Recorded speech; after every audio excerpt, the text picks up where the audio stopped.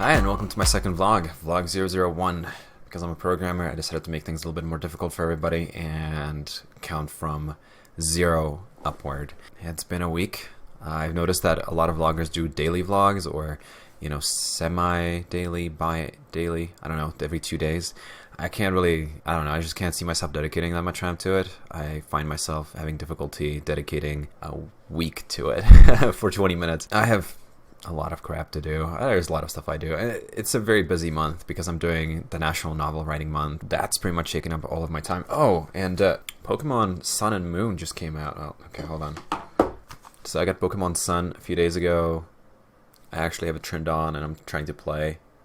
Yeah, it's not really working well because I have like 5 minutes at a time, so I'm running my DS all day long, and then I have to like charge it all day long because I can't find like actual quiet time to sit down and play it. Let me tell you guys what's up. I wanted to go ahead and film all of this with my Canon. I think I have a T5i, a Rebel, but I lost the mount part of my tripod, and it's really annoying because I have to take pictures. I need a tripod. And I noticed that the mounts themselves basically cost like half the amount of this tripod. I got a cheap tripod off of Amazon for like 18 bucks, and it's been like a lifesaver. But I don't know where the mount is. I had it on the bottom of the camera for God knows how long, and at some point I'm like, oh, this is so annoying. Let me just take it off. Took it off. Searched through my entire office. My office is super messy, but I searched the entire thing. I tried to declutter it, and I couldn't find it anywhere, and it's really annoying. This webcam stuff. This webcam stuff is not working for me. It's not working for me. Like, my face is white over here. It's like dark. My wall, you can see the pattern, like the paint pattern on my wall, but my face is like blurry at all times. So there's like no reason to do 1080p, right? So I'm gonna actually upload a lot of the video as subsequent to this one at 720p, because it's like, why waste the bandwidth for somebody who like automatically doesn't 1080p if there's just a blurry face to look at. It's really annoying. So, NaNoWriMo, National Novel Writing Month. Last time I checked in, I had a little bit over 20,000 words. Right now I'm at, give me a second, 31,168 words, and I'm running behind. I skipped a day on Friday because I was tired. I passed out. I usually write at night, and I passed out, so I was like, I have to make it up. Decided to do 500 words extra a day until I make it up. It's easier to do 2,000, 2,100, or 2,100 words than try to do like 3,200 words in one day or 3,300 words in one day. It's different for everybody. I asked on the Slack chat that I'm part of, and the responses I got were, hey, you might need that buffer again.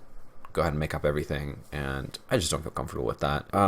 I probably will need it again. I have a really busy Wednesday, and I don't think I'm gonna get enough time to write. Maybe I can record. It snowed here. I'm in Denver, Colorado. It snowed here a few days ago. My driveway is icy. I fell, scratched up my hand. You can't see, but I scratched up my hand. I was holding my daughter, and I fell. Oh my God, it was such a scary moment. If you have kids and you fall, I slipped on ice and I fell, and I thought I hit her head against the concrete. Like, I was like, oh my God, this is like a nightmare. It turns out she didn't even touch the concrete. She got a little bit freaked out because, she fell. I fell with her. My ankle hurts and I can't really walk on it, and I scratched up my hand, but I guess everything else is fine, so that's good. But NaNoWriMo, I'm almost done with Act 2. So I use the 3-act, is that what it's called? 3-act, no, 3-act plotting, whatever, where you have like Act 1 is like an intro, and Act 1 has its own climax, and that climax kind of propels you into the story.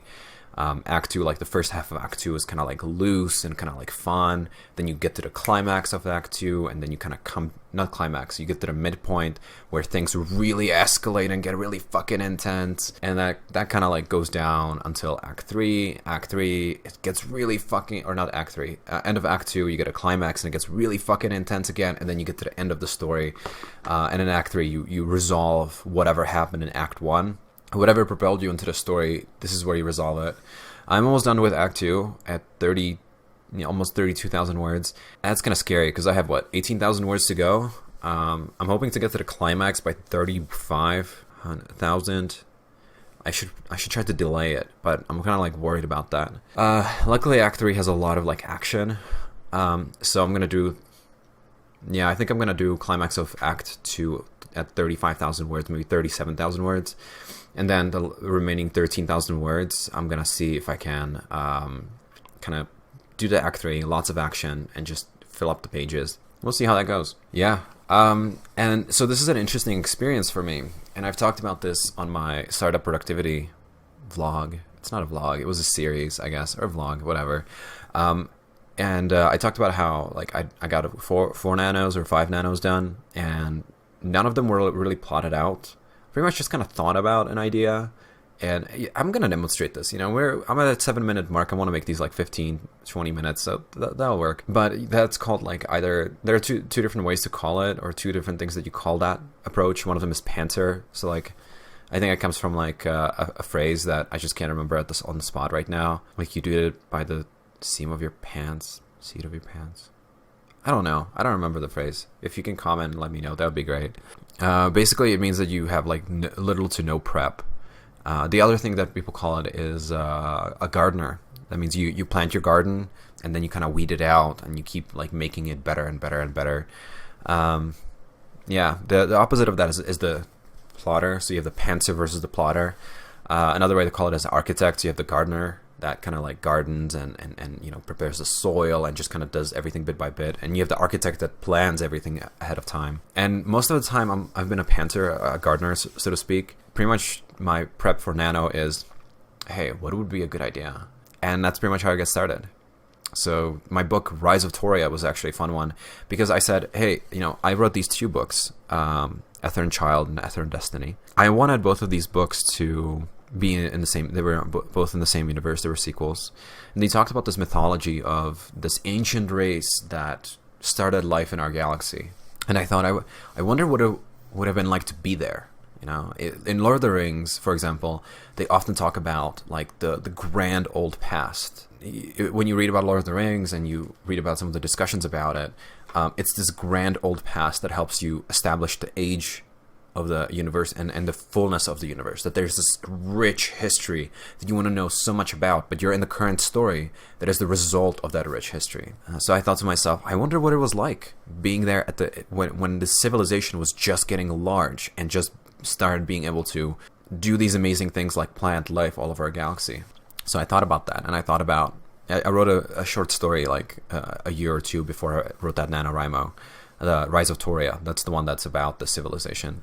And I said, I want to write about this. I want to write about the civilization. And I thought to myself, what would be the best character to write about from that point of view? And I thought, somebody who can see like the big picture of things, somebody who can see what's really going on. How are they conquering these worlds? How are they traveling from galaxy to galaxy? How are they these amazing ancient beings? And I kind of realized that the best place would be to create a character that has to deal with these things. And I thought, okay, so they have to be in the government or something, or like a big corporation. And I thought, okay, let's do government. Let's do government because, they get to see kind of the warts of the government and kind of show the imperfections of that civilization, the civilization that's been kind of like viewed as perfect. And I wanted a female character, and I decided to create a historian. And I said, this is great. So historian, somebody who's supposed to write all these things down, can be the character that relays to us what it's like being in that life. That's pretty much the entire idea that I had. I wanted a historian. I wanted to have a female character because I kept writing male characters at that point. I wanted her to be kind of like a wise character that's thrown off her, a wise character that is kind of unseated from that knowledge, from that sureness of the universe. And sure enough, I started NaNoWriMo and I wrote an entire book just based off of these ideas. I didn't really have anything else. I didn't have an idea of how did they actually see the galaxy. I just knew that I wanted them to be at the beginning of a golden age where they still haven't seeded these galaxies and done all these crazy, amazing things. And I wanted this character to witness the rise to this crazy shit. And I wanted that character to be in some kind of a position where she can influence the rise, but also can really view it and address it. So I did this several times. I wrote books this way several times. I wrote The Rise of Toria, Ether and Destiny. I wrote this way, or Ether and Destiny. I wrote the first 7,000 words according to plot, and then I just abandoned the plot for the rest of the book. Last year, I wrote a book called Ezri's Adventures. I don't have I'm horrible at naming stuff. And my idea was just to write about a character from the city in the city that I lived in the exact apartment that I lived in, but based on the premise that he has this really boring set life. He's an asshole, but he thinks he's a good guy. So I know this is kind of a stereotypical joke, but it's like that neckbeard person mentality. Like, I'm so much better than everybody else, but nobody else can really recognize it, and I hate everybody because everybody sucks. And I wanted this character to kind of experience realizing that they're an asshole. So that was a little bit of the premise. Then I thought to myself, there were a few weird things that happened to me when I lived in Houston, and I lived in Midtown, so like very close to downtown. And there were a few weird things that happened to me there. There are a lot of bars there, so people will walk back to their place or to their friend's place completely drunk at 1 or 2 in the morning. And it's happened to me several times that somebody knocked on my door completely trashed, and they're like, oh fuck, I'm in the wrong place. So I thought to myself, let's do that as a premise. And that was it. And from there, I created an entire story. And it was basically about a character that was me. He worked a very similar job, but it wasn't me. It was just a character in similar circumstances. I wanted to be as realistic as possible. So they were a programmer. They were a gamer, not a writer. They were a programmer and a gamer. They lived alone. I have a wife and I've been married for a while, so a little bit different. So they were single. They lived alone. This character, Esri. I wanted this drunk girl to knock on his door. And he's like, what the fuck is going on? So he kind of figures that out. And she knocks on his door like several times over the course of several weeks.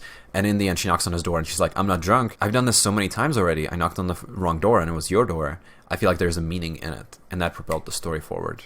And I came up with that as I was writing the story. So this year, I decided to plot stuff out. And I had a really, really, really tough time. When I wrote out the initial plot, I talked to my wife about it. Before I could even get to the main premise of the story, she's like, this doesn't make sense. And I rewrote it several times and it didn't make sense. And then I found this 3-act structure, which basically kind of tells you what should happen in Act 1, Act 2, Act 3, in what kind of way. There's a lot of creativity in it. It's an interesting model. And so I used that and I plotted everything out, and it's been actually a lot of fun, and it's been pretty easy to adjust to that. I've always had a hard time writing stories off of a plot. Now I found that between the plot points that I write down, there's a lot of creativity to get character from one place to another. A lot of place where you inject a lot of meaning to those plot points. So plot point, somebody dies. Between that plot point and the beginning of the story, you can easily write a story about how they hated this person. So when somebody died, they were happy. Or they loved this person. When that person died, they were sad. Or maybe it was their best friend, and so now they're very angry and they want revenge.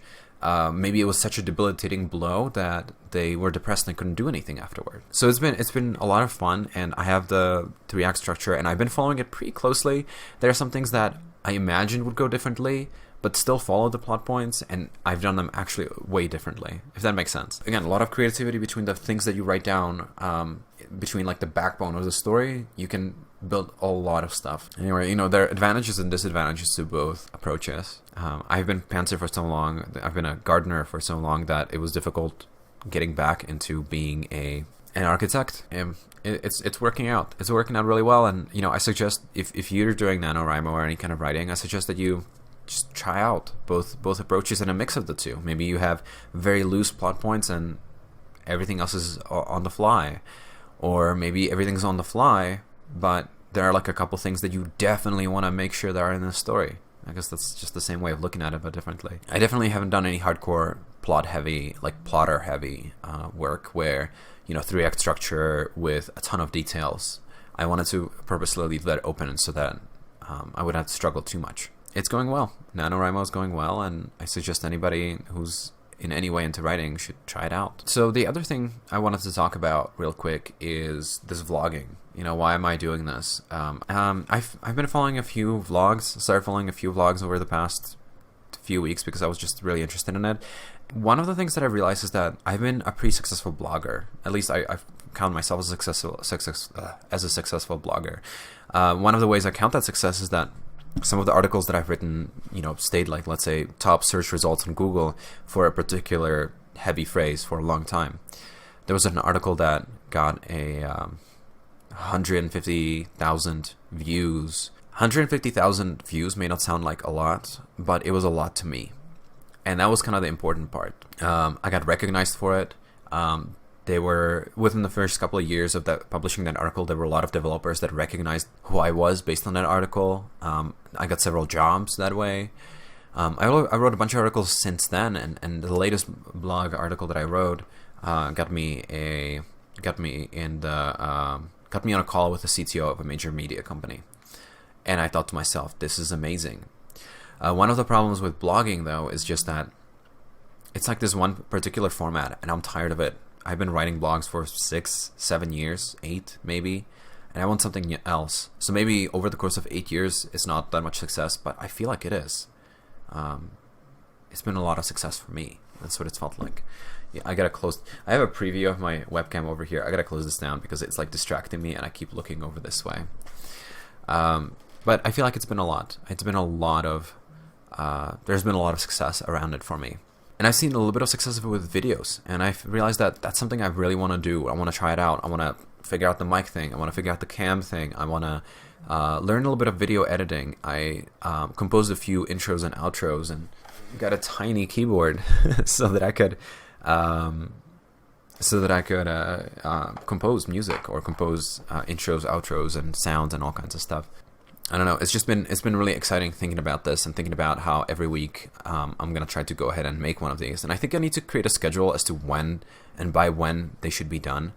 I still do blogging, but just like less heavy, less popular and less heavy. But yeah. But this is it for me. One of the things I wanted to do at the end of my vlogs is something I see a lot of podcasts doing, and that's tips and links and tricks and stuff like that I want to like bestow upon you. So one of them is that my main tip. My main tip is to try out listening to podcasts. I got into podcasts last year when my daughter was born, and I had to rock her and walk around with her a lot. Like, she would not sleep unless you were holding her. So I walked around with her for 2-3 hours around my living room. As you can imagine, my back is like fucking shot. And I discovered podcasts. Listening to music for 3 hours is fucking tiring, but listening to podcasts is amazing. There's just so much information out there. It's much more easily digestible than blogs. And when you have several hosts, there's a lot more conversation and a lot more in-depth stuff, I feel like. What's even better is podcasts that allow you to contribute as a listener. There's a podcast I listen to that I'm going to link to below. In fact, I have 3 podcasts that I would like to mention. One of them is New Game Plus podcast. It's a podcast where they play a lot of retro games. Every week, well, first of all, you can contribute with your ideas for games, for retro games, and I contributed heavily, and we played a bunch of those games already. One of my favorites that we played was Chrono Trigger, and they're just amazing. But you can also write in emails, and you can write in questions, and they will kind of take an excerpt of your email, and they will take those questions and sometimes answer them. I talked to them via Twitter, the host via Twitter. I was on one of their shows, actually, as like a frequent listener. For like a 10-minute segment, and it was just a lot of fun. It was amazing, and it's great to be able to contribute to how the show is structured, to some of the thoughts. I even wrote in a couple of quote-unquote essays detailing some of the cool trivia or cool stuff about a game that we played, one like Doom, and I know a lot about Doom. I read a lot about the history and a lot about the programmer that created Doom or headed the programming for Doom. Another podcast that I listen to is Puckle Podcast, and they actually have a specific segment called Mailbag where people write in, and it became so popular that they had to start condensing it to like, we're going to read 3 or 4 emails. But they used to have almost like an hour-long segment where they would read an email, respond to it live, talk about it. So like you could write in and say, hey, it's a Pokemon podcast, and you could write in saying, hey, I want to get into competitive Pokemon. Do you have any suggestions? And then be like, well, we have an article here. We have an episode from 10 days ago. You can hit us up on chat, and here are some of the basics. One time, there's a movie. They have a movie podcast, so they have like a main, and then they have like several spin-offs. And in the movie podcast, like I wrote in with some of my observation. They're like, oh yeah, we just talked about it this episode. It's great to see that like the listeners noticed the same exact stuff as we did. The last podcast I'm going to mention is called Bad History. It's actually a really cool history podcast, and they allow you to submit topics. So I submitted a topic a while ago, and I can't remember what it was about. I think it was like small groups that were able to influence the world at a international level. So like small countries, small, groups within countries and so on. And they took that topic and they had a few cool things to say. And there are a few other podcasts. One of them is Myths and Legends, and that's Myths and Legends, literally. It's not a very imaginative name, and I think that's okay. It kind of describes what it does and whatever. And there was a fact that the host mentioned about a mythological... it's not a mythological creature. It's like folklore, Russian folklore, and they mentioned Baba Yaga. And they mentioned about how she sleeps on the stove and how that's kind of weird. And so I wrote in a huge email discussing about how in my culture, in Slavic culture, we have these big-ass stoves, and people would sleep on top of those stoves because they were made so that you could sleep on top of them.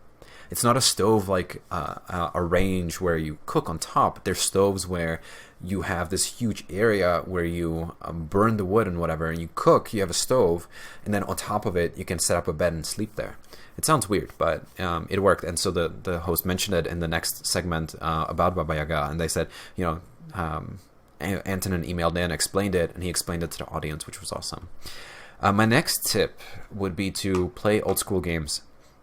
So New Game Plus really got me on that train, and I've never played Doom. I've known so much about it, but just a few weeks ago I started playing it, and it's amazing. It is such an amazing game, and it's so different than the games I play today. I'm a huge first-person shooter person, but I played a lot of arena-based first-person shooters, so like Unreal. The Unreal Tournament was like the game that I played. I also played Duke Nukem 3D. That's not arena-based, but it's a little bit more modern. So I played Doom, and I'm like, oh man, this is so cool because it's non-linear. You have to get from one side of the map to the other side of the map. And like when I played Halo I played the entire series except for I think Halo 5 because I don't have Xbox One. But when I played Halo, I was really disappointed in that you just keep going straight. You know, it's like an endless runner with shooting. That's what it feels like.